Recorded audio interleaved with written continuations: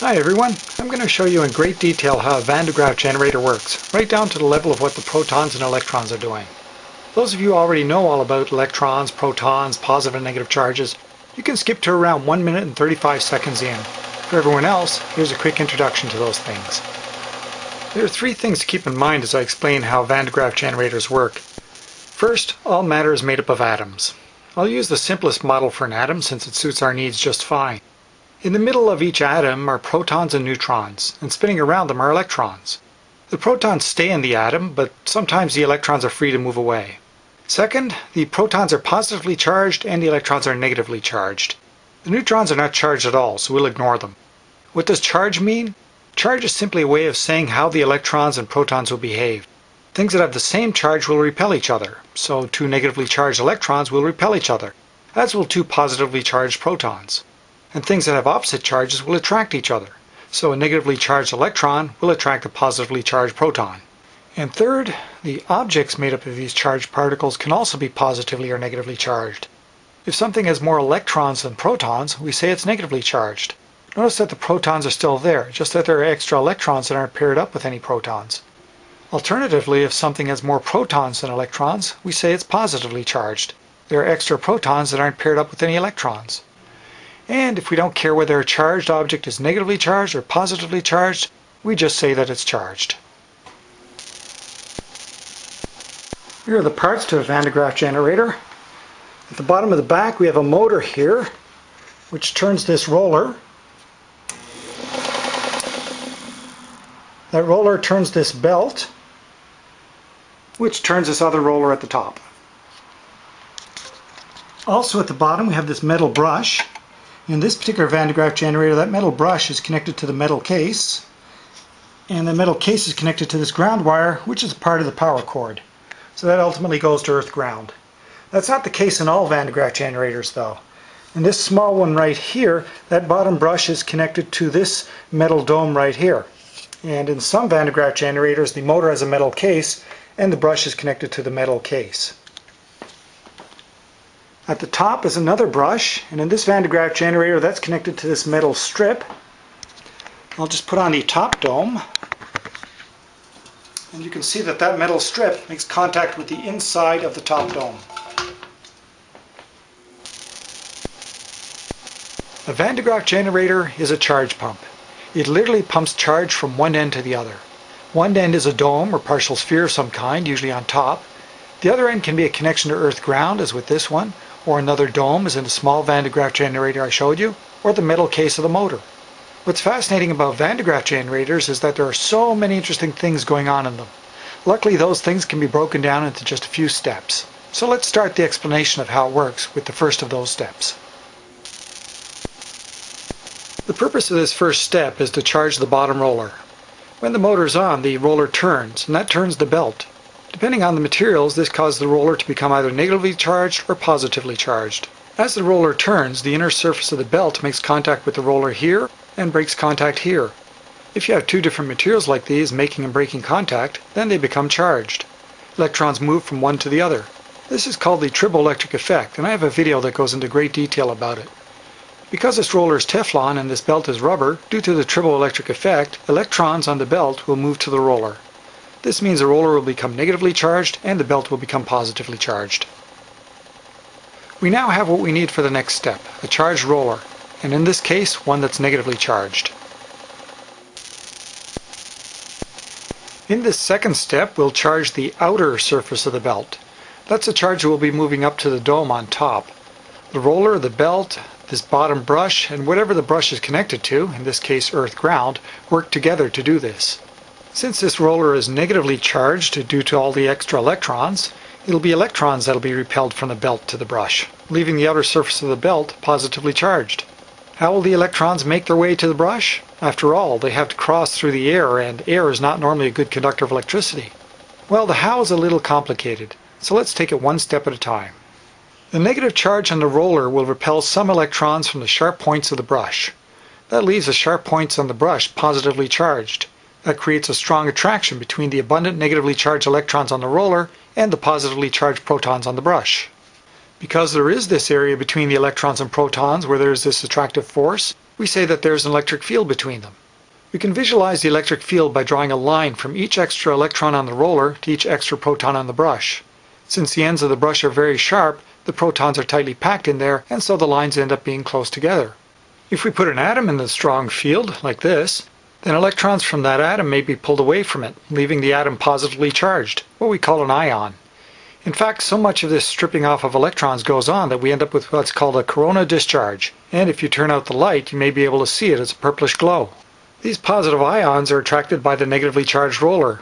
On the way, they collide with other atoms and produce more ions. Eventually, some of these positive ions arrive in the area of the roller. But the belt is in the way of the roller, and so it's the electrons from the outer surface of the belt that get pulled to these positive ions. That leaves an area of the belt positively charged. The belt is then rotated by the roller, moving the positively charged area along on its way to the top of the Van de Graaff generator. The result is that electrons are transferred to Earth ground, while the outer surface of the belt becomes positively charged. And that's the end of step 2. One more thing to mention before we go on to step 3. It was important that the ends of the brush be sharp points. Look at the electric field lines if a smooth surface was used instead. Each electron on the roller would repel an electron from the surface of the brush, and the remaining unpaired protons would be spread out more. The electric field lines would be less dense, which just means the electric field would be weaker. Electrons wouldn't be pulled from the air molecules, so no positive ions would be produced, and there would be no positive ions ending up at the belt to strip electrons from it. It wouldn't work very well at all.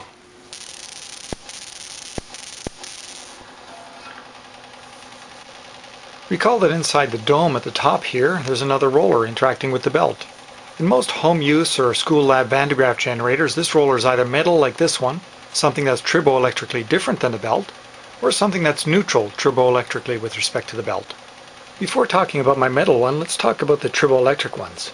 Remember that we charge the bottom roller by using the triboelectric effect. We can do the same thing with the top roller, but we want the opposite charge. To do that, we look at the triboelectric series table. This belt is rubber, which is in the middle of the table. The bottom roller is Teflon, which is at the negative end of the table, meaning it gets charged negatively.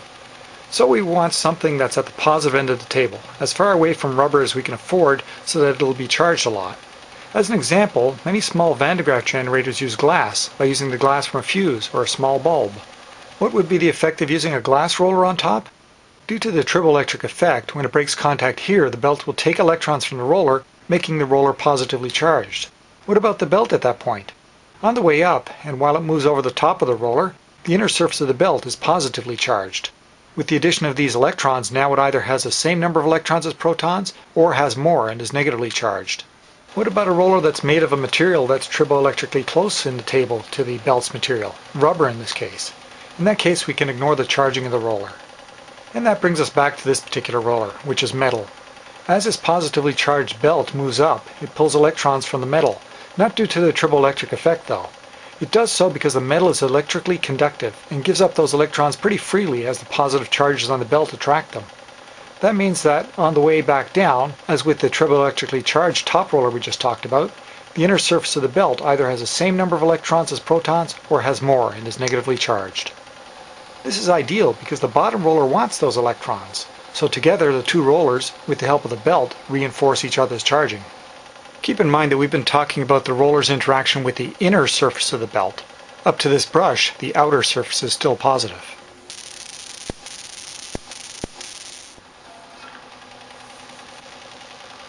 We've talked a bit about the top roller and the belt. Now let's see how the top brush is involved. Step 4 is to use the now charged outer surface of the belt to move charge between the belt and the top brush. A similar thing to what happened at the bottom in step 2 will also happen here. We again have an air gap with non-conductive air that needs to be made conductive. Due to the charged belt, the sharp points on the brush, and possibly a built-up charge on the roller, there's a strong electric field, i.e. strong repulsive and attractive forces. This field either transfers electrons from the brush to the belt, or from the belt to the brush. With this Van de Graaff generator, the belt and roller are both positively charged, so this time electrons will be repelled from the brush and attracted to the belt. The strong electric field pulls electrons from the sharp ends of the brush and forces them onto uncharged atoms, turning the atoms into ions. But unlike in the bottom where our ions were missing an electron, these have an extra electron. Instead of positive ions, we have negative ions. We also still have collisions between ions and other atoms, resulting in more ions, some of them positive ions. But basically we again have a corona discharge. But unlike at the bottom of this Van de Graaff generator where the brush was positive, with the negative brush things are more complicated. After a collision has occurred, one of the atoms may lose energy by releasing a photon. This photon strikes an atom in the brush and causes it to release an electron. This is called the photoelectric effect. It's these additional released electrons that contribute a lot to the electrons that eventually reach the positively charged belt. Anyhow, once the ions arrive at the positively charged belt, the belt takes the extra electrons from the ions. This causes the atoms on the outer surface of the belt either to be no longer charged or to be negatively charged. And this means the half of the belt returning down to the bottom is either not charged or negatively charged. Anyway, that's how charge, in this case in the form of electrons, is moved from the brush to the belt. But where do the extra electrons come from? We'll find out in our final step, step 5. The final step is the charging of the outer surface of the top dome due to the Faraday ice pail effect. In this Van de Graaff generator, that charge will be a positive charge. The outer surface of the dome will have more protons than electrons. This makes sense since in step 4 we were moving electrons from the top brush to the belt. So the answer to step 4's question, where did the electrons come from, is the outer surface of the top dome. When an electron is attracted from the top brush to the belt, that leaves a missing electron in that position on the brush, meaning that area of the brush is now positively charged. This positively charged area attracts an electron from further along the brush, now leaving a missing electron further up the brush, and hence another positively charged area. This causes an electron further along the brush to be attracted to replace that one, and so on along the brush until we get to the dome. The next question though is why are our electrons ultimately coming from the outer surface of the dome and not the inner surface? That's where the Faraday ice pail effect comes into play. One key to the answer lies in that the dome is all solidly electrically conductive metal, which allows electrons to flow anywhere attraction or repulsion causes them to. Another key is that as long as there is a repulsion or attraction somewhere, then electrons will move around the metal until there's no more repulsion or attraction, until all forces balance out. Let's do that again. We remove an electron, leaving another unpaired proton. But this time there's no unpaired electron around on the inner surface, so one will be attracted from the inside of the metal itself or from the outer surface. But that may leave a lone unpaired proton on the outer surface. That's okay, because there are plenty of unpaired electrons in the air, in the room outside the dome, in the walls of the room, or in the nearby trees if you're outdoors.